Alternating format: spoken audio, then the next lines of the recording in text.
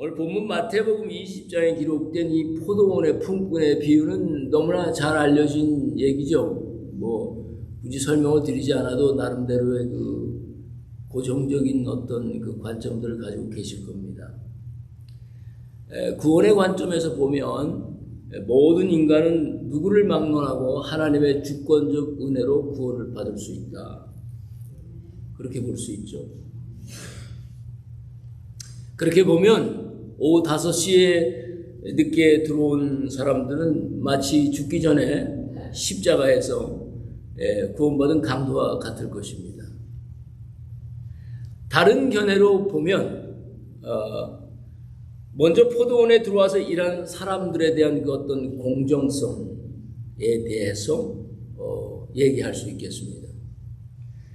그러나 오늘 저의 설교의 목적은 사실 맨 마지막 절 16절에다 두었습니다. 자, 이것을 이해하려면 먼저 첫 소절에 그 천국에 대해서 예수님이 언급한 것을 좀 살펴볼 필요가 있어요. 여러분과 내가 통상적으로 생각하는 이 천국과 조금 다르게 표현을 했거든요.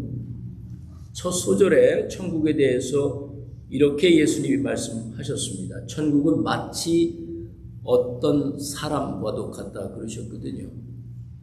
영어로 말하면 For the kingdom of heaven is like a man. 그 다음에 who, 그 man이 누구냐, 어떤 사람이냐, who 이렇게 들어가거든요.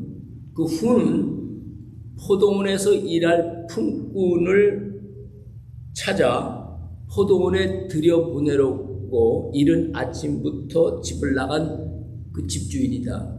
이렇게 말씀을 했어요. 그러니까 우리는 늘 천국을 장소의 개념으로 이해하고 있는데 대다수의 사람들이 그렇게 생각을 하잖아요. 근데 이런 인격적 천국에 대해서 아주 우리는 생소할 수밖에 없습니다. 이런 표현은 아주 쉽게 말씀하자면 천국은 하나님의 이야기다 그 뜻입니다. 천국은 어떤 장소의 문제가 아니고 물론 장소일 수도 있죠. 성경이 그렇게 얘기를 하고 있으니까. 그러나 천국은 하나님의 이야기다. 고로 하나님이 천국이다 그 뜻입니다. 그 천국이신 하나님께서 지금 무엇을 하고 계신지에 대해서 지금 말씀을 하려고 하는 겁니다. 특별히 이 포도원 품꾼의 이야기에서 두드러지게 나타나는 이슈는 하나님의 정의에 관한 것입니다. 그리고 그 하나님이 가지고 계신 그 정의를 어떻게 다루고 계신지를 이 이야기에서 정확히 밝혀줍니다. 이 하나님의 정의는 절대적으로 구원을 전제로 하는 정의라고 규정을 해야만 합니다. 그러니까 무슨 사회적 정의니 국가적 정의니 노동의 정의니 하는 것과는 사실 거리가 멉니다. 흔히 여러분과 내가 이런 정의를 생각할 때 그 정의는 불의에 대항하는 것으로 생각되곤 합니다. 지금 우리 지구 반대편에서 전쟁이 일어나고 있잖아요. 그 전쟁도 어느 쪽이 정의고 어느 쪽이 불의인가는 각자 나름대로의 그 정의를 이해하는 기준에 의해서 판단이 됩니다. 그러나 솔직히 말해서 불의라고 규정한 것에 대해서 정의 편에 서서도 똑같은 불의를 행할 수밖에 없는 게 인간적 모순이고 한계라고 저는 생각을 합니다. 여러분도 어느 정도 인정하시리라 믿어요. 네. 인간에게서 온전한 그 하나님의 정의가 실현될 수 있을까에 대한 이 질문은 사실 많은 의문을 가질 수밖에 없습니다. 그렇다면 하나님의 정의를 다룰 때 가장 근본적으로 생각해야만 하는 것이 있습니다. 하나님은 이 정의를 다루실 때 무엇을 바탕으로 하시는가? 어떤 근거에서 하나님은 정의를 다루시는가? 이거를 우리가 분명히 알아야 하는 거죠. 인간들이 정의를 주장할 때 그 근본 바탕은 저의 경우를 보면 어떤 불의에 대한 그 분노감, 그 억울함, 그것이 바탕이 되곤 했습니다. 그래서 분개심이 올라오는 거죠. 어떤 불의를 보면 참지 못하는 거예요. 우리가 불의를 얘기할 때 이 불의는 평가할 기준이 무시됐다. 그러니까 불의를 행할 때는 평가할 기준이 없어졌다고 보셔야 돼요. 그렇다면 하나님께서도 불의를 다스리실 때 우리 인간들이 생각하는 것처럼 우리 인간이 가지고 있는 어떤 근본 바탕에 의해서 막 억울해하시면서 분해하시면서 그렇게 불의를 다스리실까? 물론 성경에서 하나님의 진로에 대한 표현을 할 때 인간이 갖고 있는 감정 정도로 전락시키는 경우는 상당히 많이 그렇게 해왔어요. 근데 정말 그럴까? 만약에 하나님은 우리처럼 불의를 다스리지 않는다면 하나님은 도대체 그 불의를 다스리실 때 무엇을 근거로 해서 자신의 정의를 드러내실까? 매우 중요한 영적인 질문이라고 생각이 됩니다. 제가 발견한 거예요. 저 자신을 통해서. 저는 우리 하나님께서는 오직 사랑과 은혜로 불의를 다스린다고 저는 결론 내렸습니다. 오늘 포도원 이야기에 나타난 말씀이 바로 그런 하나님을 보여주는 거예요.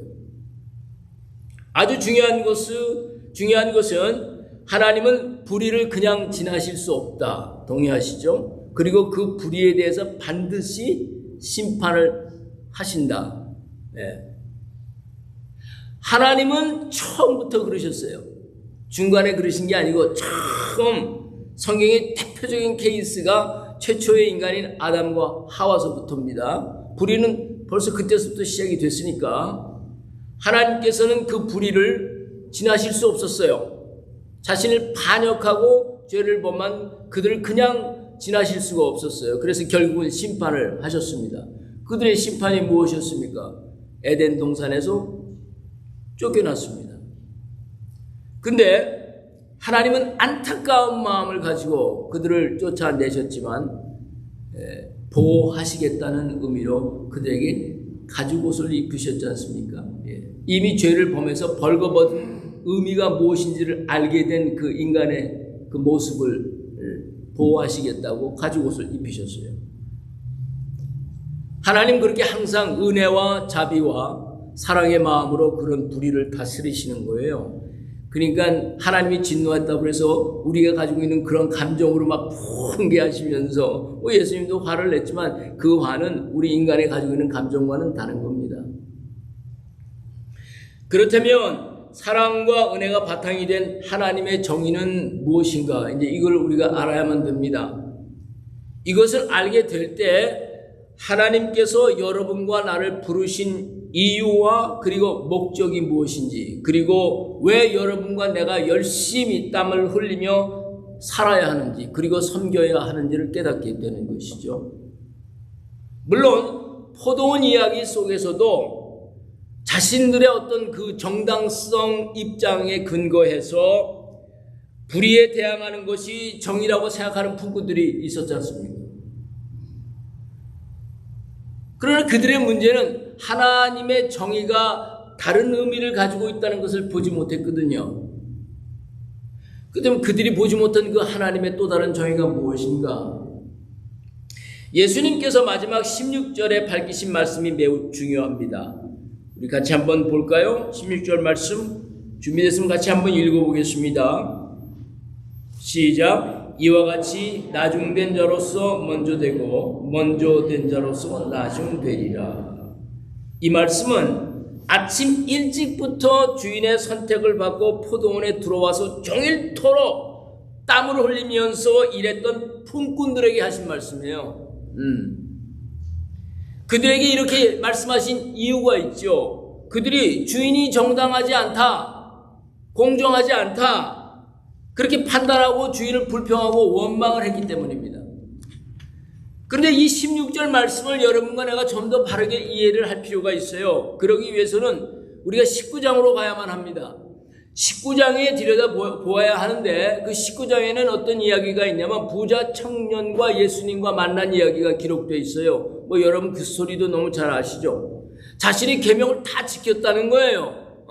그러니까 이제 더 뭐 할 것이 있느냐 내가. 그랬더니 예수님께서 그에게 말씀하시기를 너가 정말 온전하기를 원한다면 내가 가지고 있는 그 소유를 팔아 가난한 자들에 나누어 주고 난 후에 그리고 나를 따르라 그러셨어요. 그 청년이 그 말씀을 듣고서는 매우 고민하다 그냥 가버렸다고 그랬습니다. 여기서 중요한 게 뭐냐면 이 계명을 지킨다는 것이 나를 위해 지키는 것이 아니라 남을 위해 지키는 것이라는 걸 말씀하신 거예요. 여러분과 나는 계명 지키는 이유가 나에게 달려있지만 하나님은 그 계명 지키는 이유가 우리에게 있는 게 아니고 남에게 있다고 보시는 거거든요. 그리고 30절에 19장 30절을 여러분 다 가보실 필요가 있어요. 19장 30절에 결론적으로 어떻게 말씀을 하셨나 같이 읽어보겠습니다. 19장 30절입니다. 준비됐죠? 시작. 먼저 된 자로서 나중되고 나중된 자로서 먼저 될 자가 많다. 포도원 비유에서 그 마지막 16절과 똑같은 내용인데 순서만 바뀐 거예요.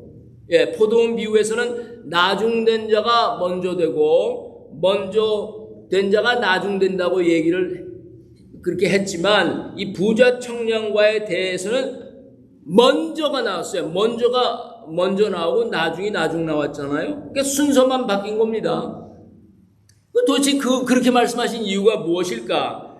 청년과의 만남에서 이 먼저는 왜 먼저라고 했냐면 예수님과 가장 가까이 있던 제자들이 기준이 되었기 때문입니다. 예수님과 청년과의 대화를 듣고 있던 제자들이 와, 우리들은 그러면 모든 걸 다 버리고 예수님을 따라왔는데 그러면 뭘 받아도 우리가 제일 먼저 받아야 될 거 아니냐 이런 생각을 가졌거든요. 그래서 예수님께 물었어요. 자신들이 모든 것을 버리고 주를 따라왔으니 무엇을 얻을 수 있습니까? 그랬더니 예수님께서 먼저를 먼저 말씀하신 거예요. 먼저 된 자가 나중되고 나중대가 먼저 될 거라. 그런데 포도원 비유에서는 20장 16절에서는 나중에 먼저 기록된 것은 그 포도원에 가장 나중에 들어온 오후 5시에 들어온 사람들이 기준이 됐기 때문입니다. 그들이 기준이 돼서 나중 들어온 자가 먼저가 된다 이렇게 말씀을 하신 거예요. 그러면 이 먼저가 나중 되고 나중에 먼저 된다는 이 하나님의 정의는 도대체 무엇을 의미하는가? 포도원에 이른 아침에 들어온 사람들이 불평하는 이유가 무엇인지를 우리는 분명히 알아야 돼요. 12절 말씀이 매우 중요합니다. 이른 아침에 들어온 자들이 하루 종일 땀을 흘리며 일했다고 그랬어요. 12절에 보니까. 그런데 오후 5시에 들어온 자들은 몇 시간만 일했어요? 1시간 정도 일하고 청일토록 땀 흘리면서 일한 자들과 똑같은 대우를 받았단 말이죠. 그런데 그들이 원망하고 주인을 불평하는 그 불평 속에서 하나님의 정의가 무엇인지, 하나님이 그 정의에 대해서 무엇을 하셨는지를 정확하게 밝혔어요. 하나님이 밝힌 게 아니고 그들이 밝혔습니다. 그들이 불평하면서 밝힌 하나님의 정의가 무엇인가? 12절 말씀을 여러분 보시기 바랍니다. 12절 말씀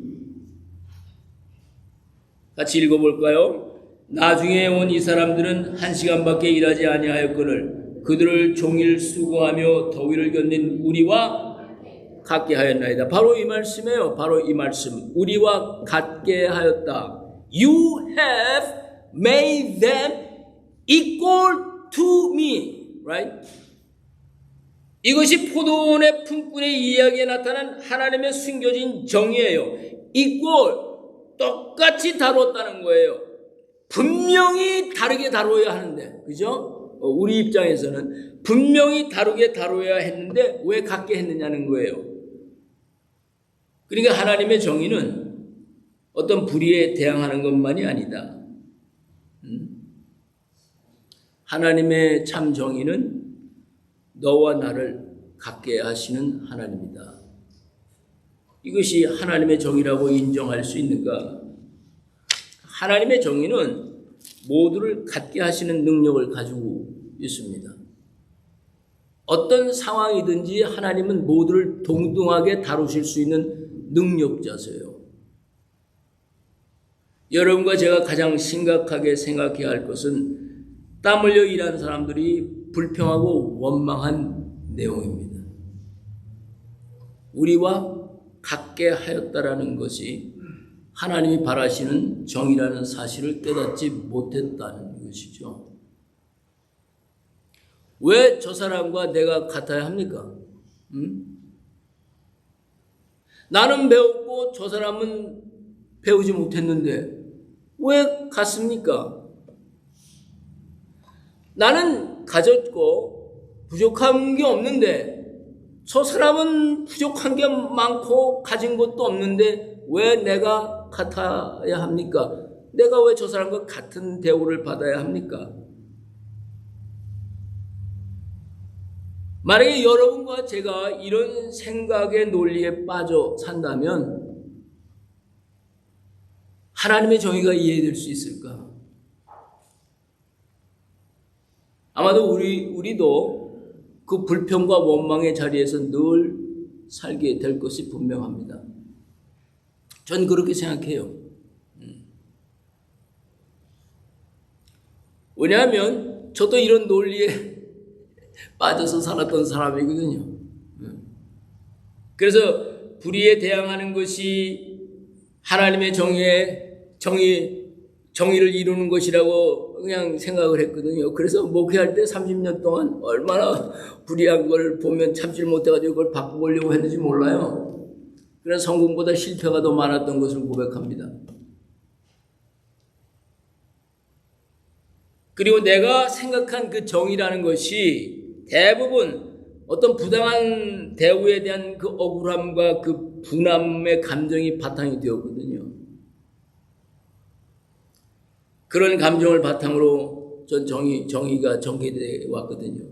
한 번은 그 한국에서 얼마 온 교인이 그 DMV를 갔다가 뭐 대접을 잘못 받고 왔다고 저한테 와서 제가 그냥 화가 나가지고요. 그냥 DMV에 쫓아가지고 말이죠. 왜 이렇게 차별하냐고 말이죠. 뭐 그런 적도 있었거든요.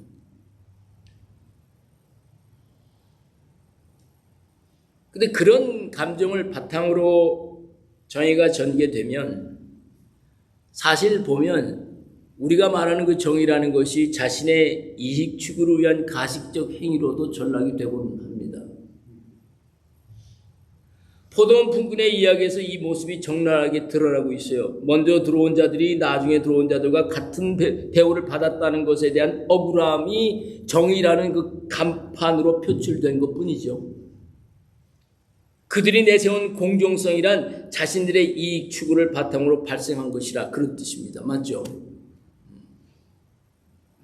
물론 그렇지 않은 경우도 참 많아요. 1800년대에 영국의 윌리엄 월버퍼스나 미국의 존 울만 같은 사람들은 노예 무역과 노예제도 폐지를 위해 목숨 걸고 싸웠습니다. 그것이 하나님이 말씀하는 정의롭지 못하다고 보고 인간은 동등하다. 그렇지만 많은 사람들이 그때 그들이 보았던 하나님의 정의를 보지 못했거든요. 마틴 루터 킹 주니어 목사님이 인종차별주의에 대항할 때도 사회적으로 극심한 반대가 심했습니다. 그 반대에는 상당한 기독교인들이 포함되어 있었다는 사실을 여러분 아십니까? 이 차별이라는 거, 나는 discrimination이라는 말을 사용하고 싶진 않아요. difference, right? 이 차별이라는 것에 익숙해져 있는 사람들에게 우리와 같게 하셨다라는 이 하나님의 정의는 절대 쉽게 받아들여지지 않습니다. 이런 차별 문제에서 기독교인들이 더욱 강렬하고 아주 민감하게 역사적으로 반응해왔다는 사실도 우리는 기독교 역사에서 부인할 수가 없어요. 저는 목회하는 동안에 그런 차별들을 많이 보았고 저도 그런 부류의 사람이었습니다. 예수님께서 말씀하신 나중된 자가 먼저 되고 먼저 된 자가 나중되라는 말씀은 이 순서의 문제가 아닙니다. 먼저가 꼴찌 되고 꼴찌가 먼저 된다. 그렇게 생각하면 안 되는 거예요. 이것은 똑같이 된다는 뜻입니다. 하나님의 성품이 되는 하나님의 사랑과 은혜를 바탕으로 모두를 갖게 하시겠다는 하나님의 뜻입니다. 세상에는 처음 태어날 때 모습은 다 같아요. 그러나 개인의 그 능력에 따라서 결과는 다르게 나올 수가 있잖아요. 하지만 다르게 시작을 해도 차이는 있었어도 하나님이 통치하시는 곳에는 모두가 같아진다. 나중도 먼저도 결국에는 똑같은 선상에 서게 될 것이다. 죽음의 의미를 깊이 생각해 보면 답이 쉽게 나옵니다. 그러므로 하나님의 정의는 수직적인 마음 상태에서는 절대 보이지 않아요. 오직 수평적인 마음을 가진 사람들에게만 보이는 겁니다. 오늘 포도 품꾼들이 모두 똑같이 된 것이 무엇입니까? 모두가 똑같이 된 그 결과물이 무엇입니까? 한 데나리온입니다. 한 데나리온. 그게 증거물이에요. 한 데나리온. 이 한 데나리온이 하나님의 정의를 나타내는 증거물입니다. Everybody will get one denarion, right? 이런 하나님의 정의가 이루어지는 곳이 천국이다. 천국은 우리의 생각의 어떤 개념적인 장소만이 아니라 이런 하나님의 정의, 모두가 똑같다고 인정될 수 있는 바로 그곳이 천국이 될 수 있다. 그 얘기입니다. 그런 천국이 있을까? 하나님밖에 없다. 새소망교회에 하나님이 살아계시면 세상에서는 우리가 다르게 취급을 받았어도 이곳에서는 차별될 수가 없는 거죠. 세상에서는 차별받다가도 이곳에 오면 모두가 똑같아져야만 되는 것입니다. 하나님은 의인도 죄인도 동등하게 보십니다. 사실 의인과 죄인 두 가지 다 양면성을 가지고 있는 게 여러분과 나의 모습 아니에요? 응? 여러분은 예수 믿고 의인이 되셨다고 정말 의인답게 사셨어요? 자신 있어요? 부자도 가난한 자도 하나님 안에서는 다 동등한 겁니다. 밖에서는 잘 산다고 하지만 하나님 안에서는 못 사는 사람도 동등하게 살 권리가 있는 겁니다. 부자는 절대로 부자를 위해서 존재하지 않습니다. 도움을 필요로 하는 자들 위해 이 땅에 부자가 존재하는 것입니다. 19장에서 부자 청년에게 하신 예수님의 말씀을 잘 살펴보십시오. 우리가 어디까지 무엇이 동등해져야 하는지를 적나라하게 말씀하셨잖아요. 그러니까 하나님의 정의는 개인적으로도 적용이 돼요. 하나님은 여러분과 나의 성공과 실패도 같게 보십니다. 여러분의 아픔과 여러분의 기쁨도 동등하게 다루십니다. 여러분의 고난과 영광도 동등하게 다루시는 분이에요. 실수하고 죄를 범했다 할지라도 하나님은 사랑과 은혜로 다루시고요. 여러분이 말씀대로 잘 살아도 사랑과 은혜로 다루십니다. 하나님은 한결같으세요. 변함이 없으십니다. 처음부터 끝날 때 알파와 오메가 그때까지 하나님은 똑같으십니다. 하나님은 구원받은 자신의 사람들이 비록 살다 실수하여 죄를 범했다 할지라도 구원이 있느냐 없느냐 따지시는 분이 아닙니다. 그렇게 따지는 건 신학자들이 만들어 놓은 틀일 뿐이죠. 하나님은 변함없으세요. 응? 우리 인간이 너무 교만해서 우리 인간이 너무 부족해서 그런 생각이 드는 것 뿐이죠. 이것이 포도원 품꾼의 이야기에 나타난 하나님의 숨겨진 정의입니다. 그렇다면 이제 중요한 질문이 마지막으로 하나 남았어요.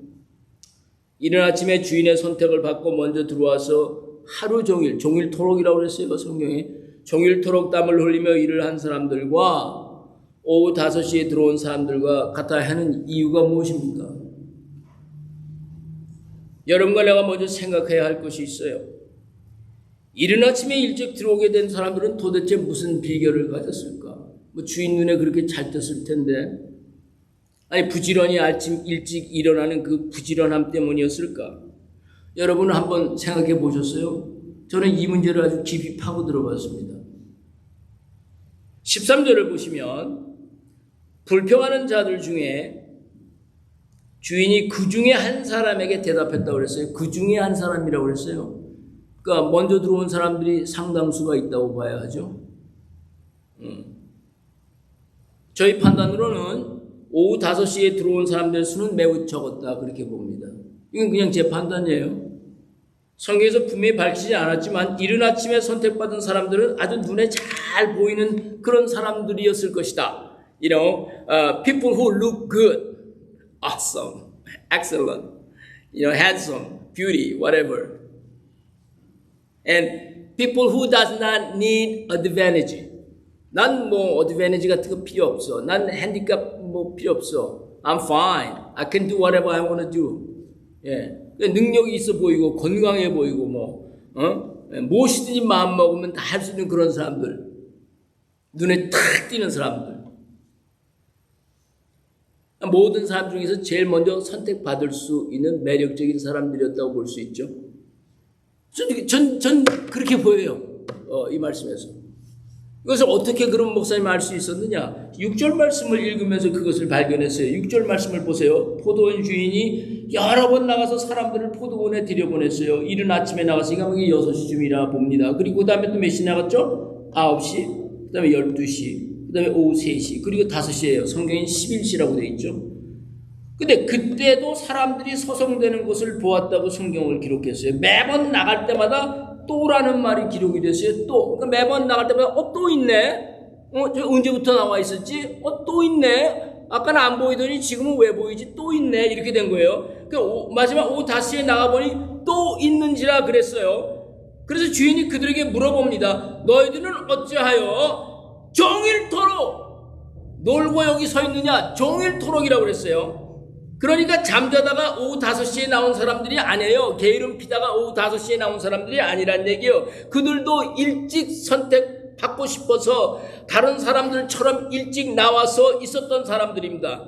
그런데 그 이른 아침에는 왜 안 보였을까? 그 유능한 사람들이 너무 많다 보니까 뒷전에 가려서 안 보이는 거죠. 그건 이건 저의 판단이지만은 전 그렇게 느껴져요. 여러분 그들의 가슴 아픈 속내를 한번 들어보시겠어요? 7절 말씀을 보십시오. 우리를 품꾼으로 쓰는 이가 없습니다. 아침 일찍 나와서 우리가 그렇게 기다리고 있었는데도 우리를 품꾼으로 쓰는 이가 없습니다. 저는 이 고백에서 너무 가슴이 아팠어요. 차별받는 이 시대의 사람들의 마음에 막 읽혀지는 거예요. 사실 공정하지 못하다, 정당하지 못하다, 정의롭지 못하다. 나중에 들어온 자들과 똑같이 대우해준 그 주인을 원망하고 불평했던 사람들이 억울한 게 아닙니다. 정말 억울한 사람들은 주인의 눈에 띄지 않아 종일토록이라고 그랬잖아요. 그곳을 떠나지 못하고 그곳에서 서성댔던 사람들. 남들 보기에는 놀고 있는 것처럼 보였다고 그랬어요. 그래서 맨 마지막에 선택받았던 그 사람이 가장 억울하고 사실 불쌍한 사람들인 거죠. 제가 장애인을 좀 은퇴하고 이렇게 다루다 보니까 그런 게 보이더라고요. 그들은 좀 못나 보일 수 있는 사람들이고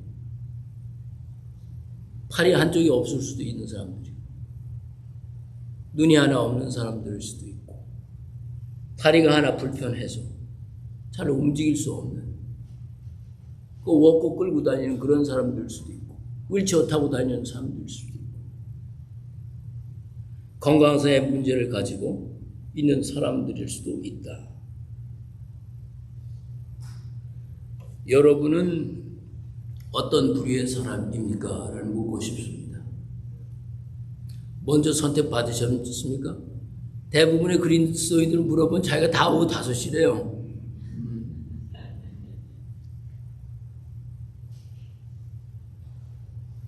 먼저십니까? 아니면 나중이십니까? 중요한 것은 모두가 다 한 데나리오를 받는다는 것이 중요한 거죠. 그것이 포도원 이야기의 하나님의 결론입니다.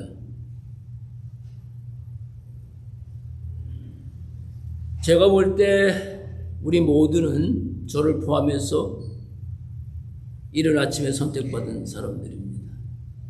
저 그렇게 결론 내립니다.